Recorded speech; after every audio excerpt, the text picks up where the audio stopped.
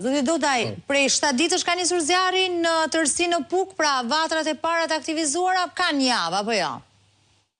Tjetër 7 ditë është që po përballemi me zjarret. Zjarri ka fillu në pjesën e maleve të Tërbunit, të fush lajt, edhe mori për masa të frikshme, sepse edhe terreni i vështirë që aty nuk komunikohet me rrugë, edhe erat e forta banë të mujtën, edhe thatësina të zgjatur banë të mujtën që Çfarë po mbet Puka? Pra, në 7 ditë, deri tani 7 ditë se mund shpresojmë që të fiket dhe të neutralizohen që sot, po duket që nuk është mundësia që të shuhen totalisht vatrat e zjarrit. Deri tani, çfarë mendoni ju kur them çfarë ka humbur Puka? E kam fjalën për ato kosto të cilat do duhen 10 vite, thonë ekspertët, që të rikuperohen. Pyet e dendur aty, një nga zonat më të bukura të Shqipërisë.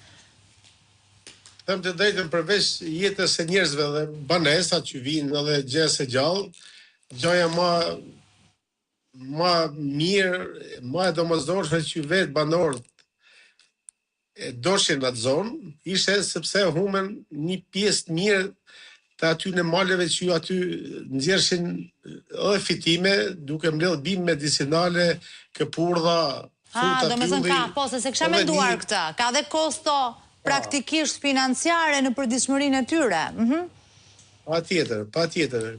Pra, ne kena arrit me shpëtu një pjesë mirë tyne, por një pjesë mbi 3.000 hektare janë të tashme të djegura, që kërkojnë rikuperime nëse është e mujtën në të ardhmen, po më në formë, ne arritëm me shpëtu edhe pjesën e Pukës, sepse nëse do të vazhdo të zjarri mos nërhyshat e pjesa kurorës e Pukës, do t'ishe tepër e rrezikshme edhe pjesa kurorës edhe qytetit Pukës. Kështu që, por për masat morën në krahun tjetër edhe erat e fuqishme, shkunën të pjesa njësisë administrative Gjegjan.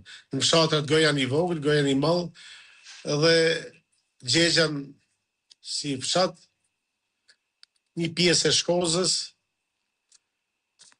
Tashi aktualisht ne po punojmë, shpresojmë që dita sotme të jetë një ditë që edhe për masat e nëse do të ketë erë, shpresojmë. Efikas më tu era bën nxjerrja e kontrollit gjithçka.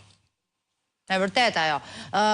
Duke u ndalur pikërisht tek këto ditë, a mund të ishte parandaluar diçka në kuptimin a mund ishte bërë më shumë, a u nis në rryrja në kohë?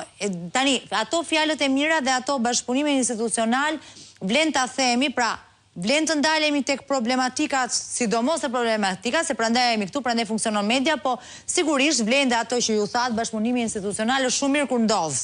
Sidomos duke pasur parasysh që në Shqipëri ka një problem shumë të madh me balancën e pushteteve, të forcave ndryshme politike, pra, mazhoranca me ato pak bashki që ka fituar opozita ose Partia Demokratike. Por thënë këta, a mund t'ishte bërë më shumë?